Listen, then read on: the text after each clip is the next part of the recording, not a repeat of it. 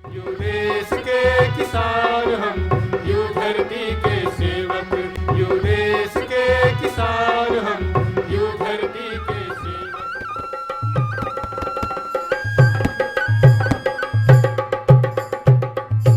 किसान भाइयों नमस्कार, आप देख रहे हैं किसान सेवा चैनल। मैं हूं आपका दोस्त राकेश मौर्य और एक बार फिर एक नए वीडियो के साथ, एक नए विषय के साथ हम आपके साथ हैं। मेरे साथ हैं कृषि वैज्ञानिक डॉक्टर आर.डी. बारपेटे और आज एक नई जानकारी के साथ आपके लिए।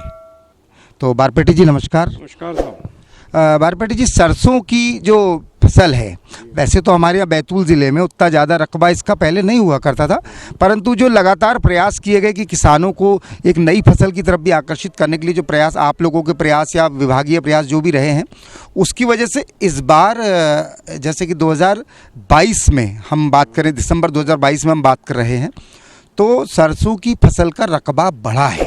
तो बिल्कुल रकबा यदि बढ़ा है तो हम चाहेंगे कि अच्छा उत्पादन भी हो और हमारे किसान भाई बहुत सारा लाभ कमाएं। क्या कहेंगे आप इस पर? बिल्कुल सर, सरसों की फसल जहां पानी बहुत सीमित मात्रा में है, वहां पे जहां हल्की ज़मीन है वहां पर बहुत उपयुक्त फसल है, और तेल वाली फसल है तो इसका बाज़ार मूल्य तो निश्चित रूप से बहुत ज़्यादा हमेशा रहेगा।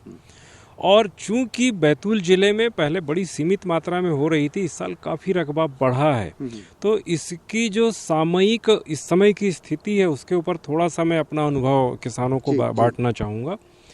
इस समय किसान के सामने 2-3 प्रश्न हैं जिन्होंने सरसों लगा रखी। उन पानी कब और कितना, अच्छा, खाद कब और कितना, ये एक अहम सवाल है। और चूंकि बेसल डोज हम दे चुके हैं, अगर दिया है तो बहुत अच्छी बात है, नहीं दिया है तो अब कुछ नहीं कर सकते। बिल्कुल, बिल्कुल। इस समय हम सरसों की फसल में यूरिया का प्रयोग नहीं करें, ये एक बेसिक चीज़ है, क्योंकि सामान्य तौर पे किसान टॉप ड्रेसिंग मतलब यूरिया पे जाता है, बाद में ऊपर से खाद देना मतलब यूरिया पे जाएगा। अगर आपकी फसल की बढ़वार से आप संतुष्ट नहीं हैं, आपको ऐसा लग रहा है कि भाई इसकी बढ़वार और आना चाहिए, तो मेरी सलाह है उनको, हमारे यहाँ बाज़ार में जो उपलब्ध है रासायनिक उर्वरक 19-19-19, ये एक कॉम्प्लेक्स फर्टिलाइज़र है और जो छिड़काव के लिए है। हाँ। मतलब इसको ज़मीन में नहीं देना, पानी में घोल कर स्प्रे करने के लिए है। अच्छा। तो 19-19-19 का आप छिड़काव करें।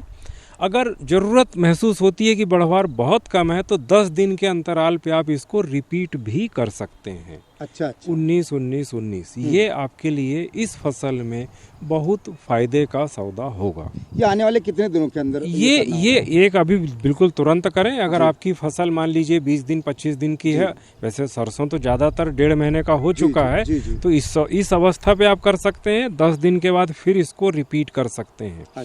चूँकि तेल वाली फसल है तो इसमें सल्फर का प्रयोग भी फायदे का है। अच्छा। जो सल्फेक्स के नाम से या एलिमेंटल सल्फर के नाम से पाउडर के रूप में भी आता है और तरल रूप में भी बाजार में है, और ये 400 ml पर एकड़ का इसका डोज है। तो वो आपको जो सल्फर है वो बहुत फायदे का है, क्योंकि वो इसमें जो अभी भभूतिया रोग की शुरुआत होने वाली है, कहीं कहीं हो गई है, सरसों में भभूतिया रोग की शुरुआत हो गई है, तो सामान्य तौर पे किसान क्या करेगा, किसी फंजीसाइड का स्प्रे करेगा। मैं उससे कहूँगा फंजीसाइड का उपयोग ना करे, वो सल्फर का उपयोग करे। सल्फर इसको पोषक तत्व भी देगा और उस बीमारी को भी रोकेगा। जो भभूतिया रोग के लिए वो फंजीसाइड का भी काम करेगा। इसके अलावा इसमें माहू का प्रकोप बड़ा कॉमन है। माहू एक रस चूसने वाला कीट होता है जो इसके फूलों के ऊपर, पत्तियों के ऊपर जो नन्ही इसकी टहनियाँ हैं, बारीक बारीक जो नई कोपलें हैं, उनके ऊपर पूरी परत बना के चिपका रहता है। और अगर आप ध्यान से नहीं देख रहे हैं तो आपको दिखेगा नहीं। अगर आप मेड़ से घूम घाम के निकल रहे हैं तो ये कीट आपको दिखेगा नहीं। आप थोड़ा ध्यान से उस पर नज़र रखें तो आपको बारीक बारीक हरे रंग के, कहीं कहीं पीले, हल्का पीला कलर के बारीक कीट इसके पत्तियों पे, टहनियों पे चिपके रहते हैं जो रस चूसते हैं। अच्छा किसान भाई, ये महत्वपूर्ण बात बताइए। ये बहुत महत्वपूर्ण है और ये आएगा ही आएगा। तो अभी किसानों को भ्रमण करने की आवश्यकता बिल्कुल जरूरत है, बिल्कुल है। सरसों के फसल को रोज देखते रहिए और जो कोमल टहनियाँ हैं, पत्तियां हैं, उसके ऊपर आप ध्यान से देखिए। परत बना के ये असंख्य बहुत बड़ी संख्या में पत्तियों पे चिपके होते हैं और रस चूसते हैं। अच्छा अच्छा। अब रस चूसेंगे तो उत्पादन तो निश्चित रूप से घटेगा। बिल्कुल। और बहुत एडवांस स्टेज में फिर इसके कारण जो शहद टपकता है, फिर उस पत्तियां काली होती है, अगर उस समय तक हम रुके तो वो तो फिर नुकसान हो चुका, फसल खराब हो चुकी है। तो अगर ऐसी स्थिति है, आप देखिए उसको। और सबसे सस्ता इंसेक्टिसाइड है डाइमेथोएट। डाइमेथोएट बहुत पुराना कीटनाशक है, अभी अनुशंसित है, अभी प्रतिबंधित नहीं है। आने वाले समय में शायद हो जाए, पर आज तो है। तो अगर आपको डाइमेथोएट की उपलब्धता होती है तो आप उसको लीजिए, बहुत इफेक्टिव है, वो प्रभावी है और सस्ता भी है। अगर डाइमेथोएट नहीं मिल रहा है तो फिर इमिडाक्लोप्रिड हमारा है। इमिडाक्लोप्रिड का डोज है आधा ml पर लीटर, डाइमेथोएट का डोज था 1 ml पर लीटर। अगर ये भी नहीं मिलता है तो थायोमेथाक्साम एक जो दवाई आती है उसका प्रयोग करें। वो 1.5 से 2 ग्राम पाउडर रूप में है, वो पर लीटर पानी में घोल के और उसका छिड़काव करें माहू के नियंत्रण के लिए। तो आपको इसकी फसल बहुत अच्छी आएगी।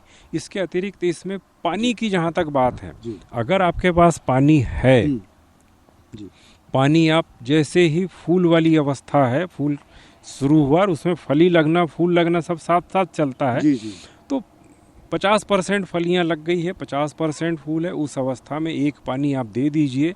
अगर उसके बाद भी पानी आपके पास अगर है तो जब फूल पूरे खत्म हो जाए और पूरी फलियां दाने भरने की स्टेज रहती है, उस समय भी अगर आप एक पानी देते हैं तो वो फायदे का है। अब पानी की उपलब्धता के ऊपर है, अदरवाइज एक पानी तो आपको इस समय उसको देना चाहिए। तो ये जो आपने जो किसान भाइयों को सिफारिश दी है, जी हाँ, सरसों में, ये आने वाले कितने दिनों तक के लागू रहेगी? जैसे कि आज 20 दिसंबर को हम बात कर रहे हैं, इसके बाद ताकि हम अगली बार पुनः आपसे मिलेंगे। 15 दिन, अगले 15 दिन 20 दिन। और वैसे तो सरसों की फसल हम अक्टूबर के महीने में बोनी की है लोगों ने, तो वो जनवरी के 15, 20 जनवरी, 25 जनवरी को तो आई जाएगी फसल। बहुत लंबा उसका समय नहीं लगेगा।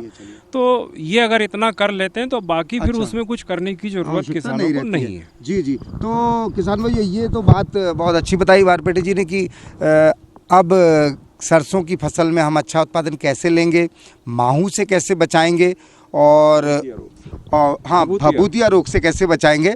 और बारपेटे जी, इसके अलावा और कोई चीज़ जो ऐसी छूट रही हो हमारी बातचीत में? नहीं, बस मुख्य तो बिंदु है वो यही है जो हमने कहे। चलिए, उम्मीद करते हैं किसान भाइयों आप इन बातों का ध्यान रखेंगे और हमारे चैनल को आप देखते रहिएगा, चैनल को सब्सक्राइब कीजिएगा और अन्य किसान भाइयों तक भी इस वीडियो को शेयर कीजिएगा, ताकि जिन किसान भाइयों तक ये जानकारी नहीं पहुंची है उन तक भी ये जानकारी आपके द्वारा पहुंच जाए। और बारपेटे जी, आज आपने हमारे किसान भाइयों के लिए हमें समय दिया, इसके लिए आपका बहुत बहुत धन्यवाद। नमस्कार। नमस्कार साहब, थैंक यू। देश के किसान